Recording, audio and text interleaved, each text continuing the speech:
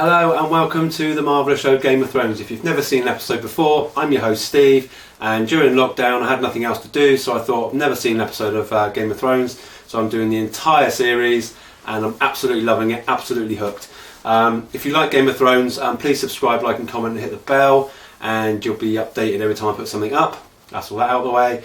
And so yeah, we watched episode 1 of season 5, The Wars to Come.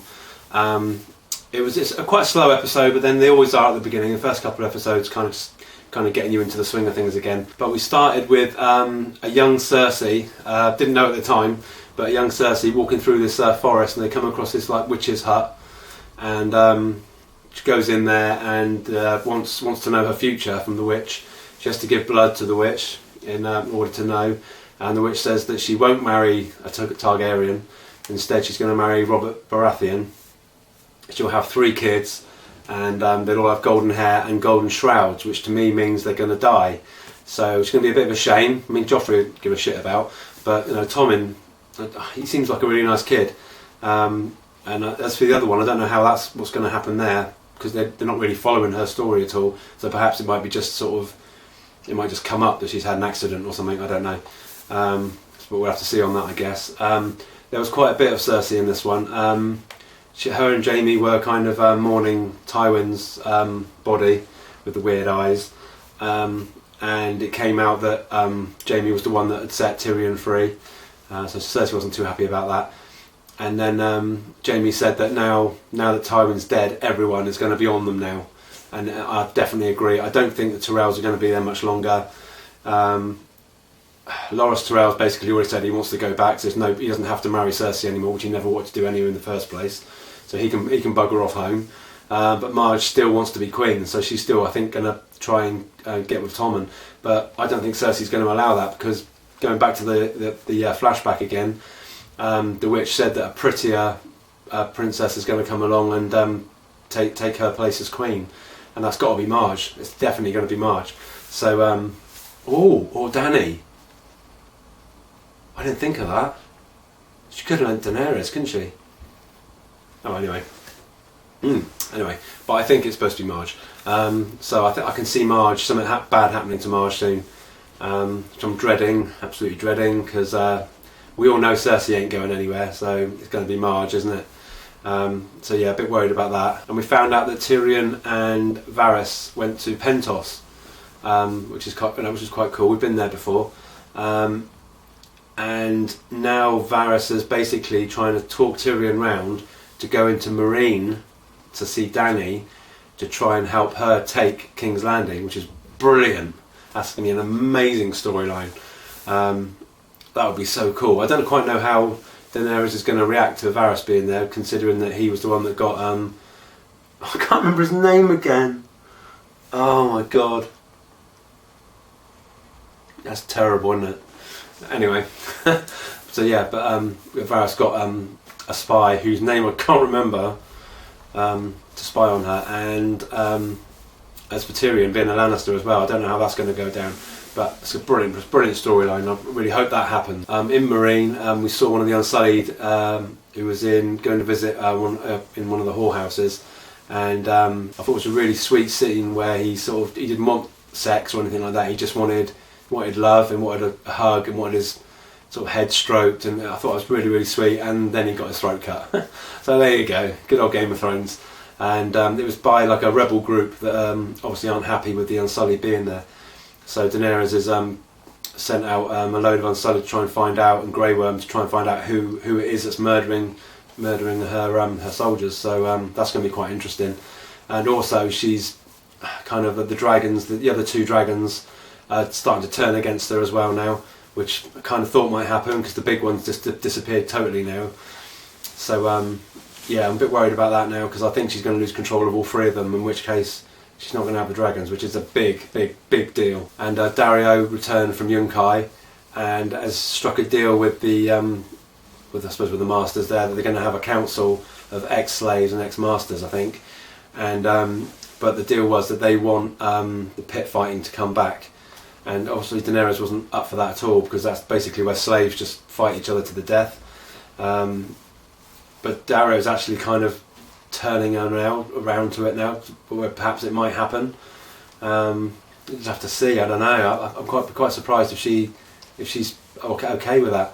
Like I said, I mean, if it's to the death, I don't think that's very good. But if they just sort of can kind of fight and then one can yield, then that would be probably what she wouldn't be too bad about. We went to the Vale and saw that a young Robin trying to learn to sword fight badly.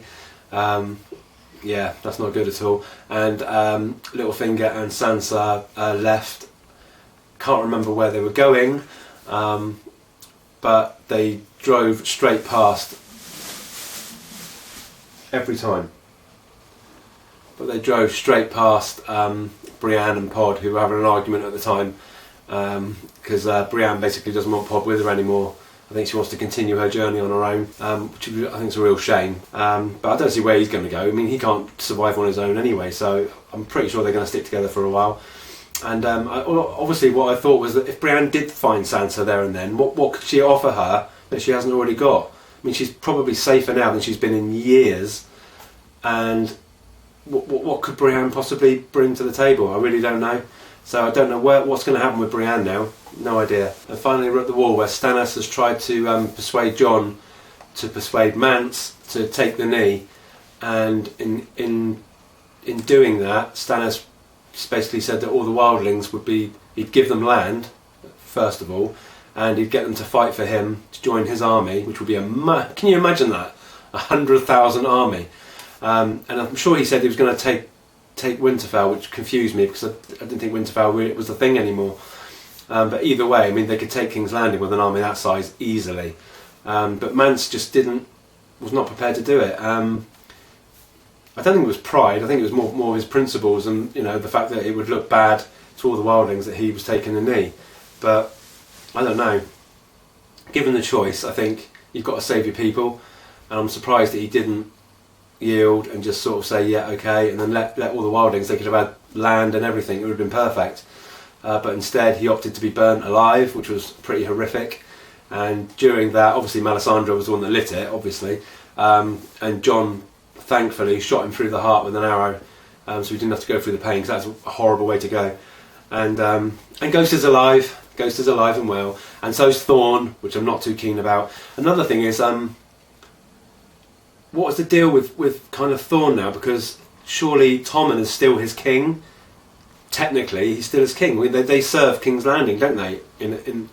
So I'm a bit confused now why they're completely happy with the fact that Stannis has now suddenly come in and said that he's king. So a little bit confused about that. I guess they're not going to take Stannis songs. There's only a few of them there, but I don't know how Thorne is going to be now with Stannis now being the king. It was kind of a bit of a weird one, that. But anyway, yes. So we're on to episode 2 of season 5. This is the House of Black and White. No idea. I mean, the last time we had one with the house, I think that was back at was it Pentos? I can't remember, but I don't think it's anything to do with that. I'm not sure. I reckon it's something to do with Cersei, but I'm not 100% sure on that. But let's crack on and find out. So yeah, see you soon. Episode 2, season 5, Game of Thrones. Bye.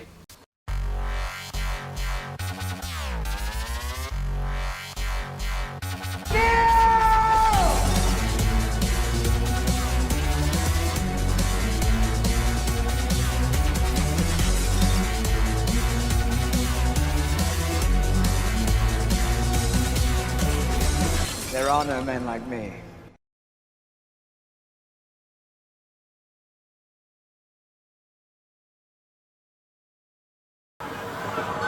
Ah, Arya. Oh my god. Don't be afraid. He's announcing our arrival. She's got no one, actually. No one.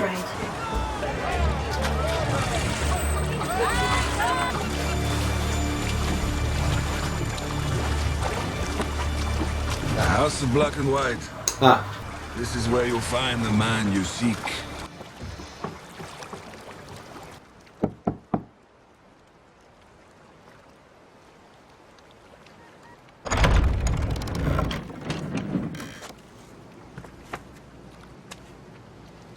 Hello. Jack and Hagar gave me this. No one here by that name. But wait! Oh dear. Cersei. Walder Frey. The Mountain.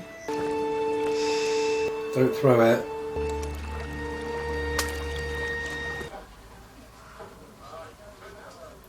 What? Before we left, amazing. Oh, you were joking me. They're in the same place. Ale? I'll have some. My lady. What is it? Sansa Stark. Don't look. She's sitting with Peter Baelish. Littlefinger? A bunch of knights with him. Oh my God, they actually found her. Lord Baelish. Lady Sansa. My name is Brienne of Tarth. We've met with Renly Baratheon. Before your mother's death, I was her sworn sword. I gave my word I would find you and protect you. I will shield your back and keep your counsel, and give my life for yours if need be. You were Catelyn Stark's sworn sword. I was. Strange. I knew Cat from the time we were children. She never mentioned you.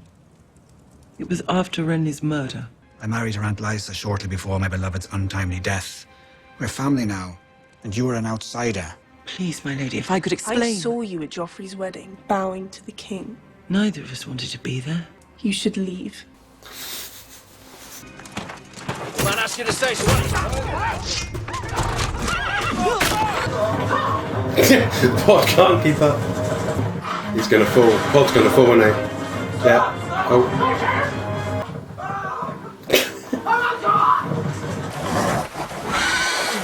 No, stop!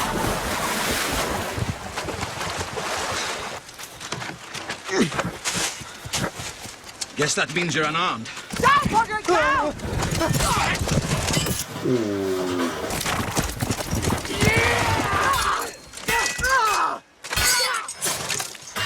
Oh. Well, we've got a horse now. Sansa Stark. I saw her riding on the East Road with Littlefinger. We'll follow them. My lady, if both Stark girls refused your service, maybe you're released from your vow. Do you think she's safe with Littlefinger? No, my lady.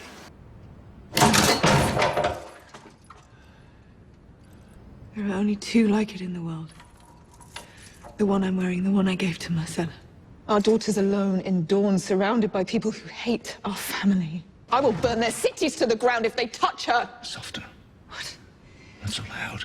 Our daughter's in danger, and you're worried I'm speaking too loudly. The world can't know she's our daughter. You've never been a father to her. If I was a father to any of my children, they'd be stoned in the streets. What has your caution brought? Our eldest child murdered at his own wedding. Our only daughter shipped off to Dawn. Our baby boy set to marry that smirking whore from Highgarden. I'm going to Dawn, and I'm bringing our daughter home. You go down there with an army, it's an act of war. No army. A one-handed man, alone. I never said I was going alone. What's it gonna take? Cool if it's Bronn. That'd be awesome. No sunflowers. I don't like yellow. Yes, it's gonna be Bronn, isn't it? Roses. Bronn. And music. That's what they eat in the capital, don't they? Don't they? Don't who? People eat pigeon pie in the capital.